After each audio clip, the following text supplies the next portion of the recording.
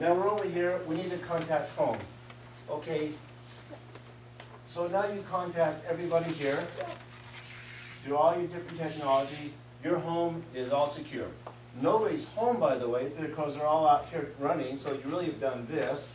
Everybody's good. Everybody's safe. Nobody's in harm. There's no immediate danger. But now what do we do? Now you have a block captain knocking on your door. Is anybody home? We hope. You hope, right? Or a concerned neighbor, right? Knocking on your door. Is anybody home? Nobody's home. Well, I think they're home. They're usually home at this time. So what do? Walk around back, look in the windows, right? If you get an over-anxious block captain, somebody, he may try to forcibly enter the home doing a good turn for his day and find nobody at home. Okay, nobody's home, but you have a broken window. And do you fault the guy? No, because if indeed there is an emergency, an earthquake, where it's very likely somebody could have fallen on you, injured you, would you fault the person if you were actually trapped in the house and he forcibly enters and finds you there and saves your life? Would you be happy? Yes. If you're not home, he forcibly enters the home and finds nobody there, would you be happy? You'd be grateful that he's concerned, right? Let's not have him forcibly enter the home if he does not need to. Right? He's not supposed to anyways. But let's make sure we can find a way that as we contact our family members, the next person on our list we need to contact is either our command center or our block captain. Let's include them in your calling tree. Your calling tree is, I'm saying, is this technology, right? Whatever this is.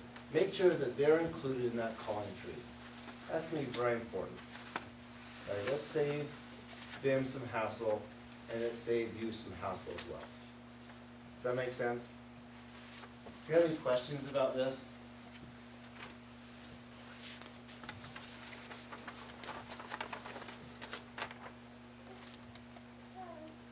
Okay, let's shift gears Do the now. block captains have radios in our state? They have these. Your command center would have this. But if you're within 2 miles, okay, so now what do? We can use one of these, and I can be in Provo, I can be in the region, and still get a hold of my EOC to let them send messages down the chain. Right? That's how we handle that. Okay, we're going to talk a lot more about amateur radios in just a minute. But I now want to shift gears a little bit and talk about the city of South Jordan. Because this is important. We're going to talk just a little bit about this communication right here. City of South Jordan is being very proactive. You actually should be very proud of what they've done. They've done a lot of work on a lot of things. First of all, our 911 center, very sophisticated, state-of-the-art stuff. I've toured it, I've been there, I've seen it, seen how it operates, and you'd be impressed. You really would be. They actually instigated a Salt Lake Valley Emergency Communication Center, or VECC. What that means is, if you register your phone with them, they can reverse phone call you in case of an emergency. So I'd recommend, it's in your handout, the VECC, the phone number which they would contact you on. So if you see that phone number come up on your caller ID, answer it. Right? Answer it. So they can reverse phone call you. That's just one thing they've done. Another thing that they've done, they took this lesson from Katrina. They took this lesson from the World Trade Center disaster. This is what they did, is that they instigated, they implemented, it's in service now, a secondary radio system. So all the policemen, they have in their cars, the normal radios that you see on TV all the time, right? You know they have a radio. They also instigated a secondary radio system. But this time, the radio system is owned and operated by the city and not the state, or the other groups of fire people with whom they work with. So since the city of South Jordan owns this, they put repeaters up, 2 in the city and 1 over across the river in Sandy. It has the capability of triangulating the entire city. If 1 goes down, they have 2. The 2 can cover the city. If 2 goes down, 1 can cover most of the city.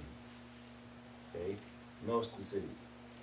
In addition, they also purchased other handheld devices which they can distribute to other groups of people within their city, to these areas.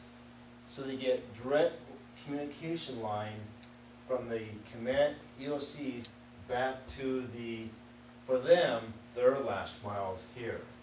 How do we get from here to here? The city. They now figured out a way to do that. Now this is where the Ochre Lakes Radio Club, Sherry said it was Ochre Hills, it's actually Ochre Lakes. Ochre Lakes Radio Club, go to K7OLR, it's on your handout.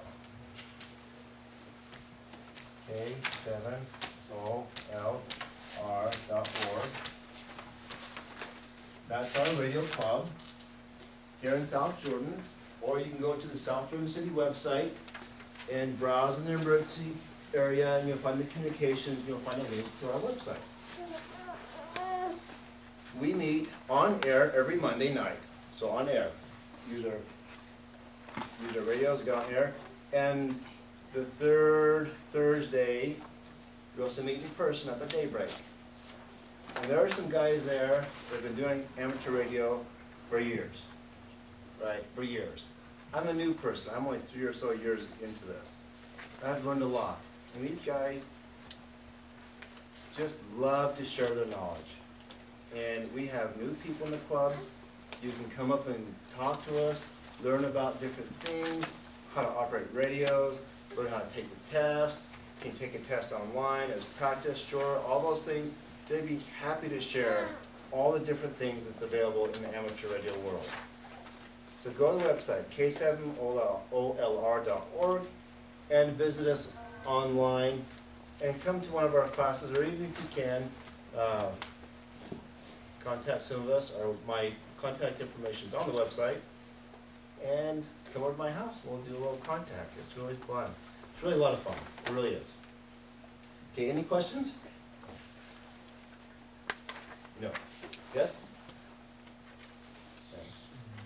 Brett, Yes. my question has to do with the 2 sort of walkie-talkie type of radios. Do they work on the same frequencies? These? Right. There are 16 allocated frequencies to this one, and 12 for this. So I think there's 18 and 12. One of the interesting things about these radios, who here has one of these or operated them before? So in most cases, you have a big number, which is your frequency number, and they have a little small number. So what that means is this.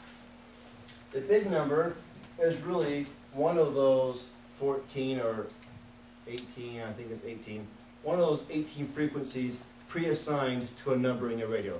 So you go to 446 dot something something something megahertz, it's really channel 1. Okay, so they've taken out some of that complicated jargon. So channel 1 means 446 dot something. And channel 2 is 446 dot something else.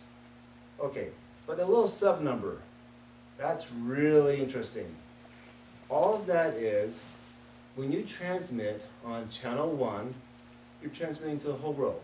Right? Are any of these radios private? No. No. You're transmitting to the whole world. But the number 1, or the small number, says, I'm going to